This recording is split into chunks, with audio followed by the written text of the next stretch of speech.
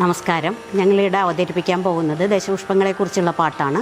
കേരളീയ പാരമ്പര്യത്തിലും ആയുർവേദത്തിലും ഔഷധാത്മീയ ഗുണങ്ങളുള്ള 10 ചെടികളാണ് ദശപുഷ്പങ്ങൾ. ഓരോ പുഷ്പങ്ങൾക്കും ഓരോ ദേവതാ സങ്കല്പമുണ്ട്. കർക്കിടക മാസത്തിലും എല്ലാ വിശേഷ അവസരങ്ങളിലും ദശപുഷ്പത്തിന് വളരെയധികം പ്രാധാന്യമുണ്ട്. ഒന്നാമതായി കറുകയുടെ ദേവത ആദിത്യനാണ്. രണ്ടാമതായി ചെറുള, യമനാണ് ചെറുളയുടെ ദേവത. മൂന്നാമതായി കൃഷ്ണക്രാന്തിയുടെ ദേവത മഹാവിഷ്ണുവാണ്. നാലാമതായി പൂവാങ്കുറുന്നിലയാണ്, ദേവത ശ്രീ ഭഗവതിയാണ്.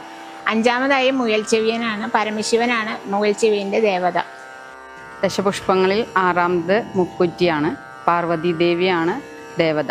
ഏഴാമതായി കയ്യുണ്യം, വരുണനാണ് കയ്യുണ്യത്തിൻ്റെ ദേവത. എട്ടാമതായി നിലപ്പന, കാമദേവനാണ് നിലപ്പനയുടെ ദേവത. ഒമ്പതാമതായി ഉഴിഞ്ഞയാണ്, ഇന്ദ്രനാണ് ഉഴിഞ്ഞയുടെ ദേവത. 10ാമതായി വരുന്നത് തിരുതാളിയാണ്, ദേവത കൃഷ്ണനാണ്. 10 പുഷ്പങ്ങളും ചേർത്ത് പിടിച്ച് മാല കെട്ടി മംഗല്യസൂത്രം പിടിച്ച് പഞ്ചാക്ഷരം ജപിച്ച് നിത്യവും തലയിൽ ചൂടുന്നത് വളരെ പ്രധാനമാണ്.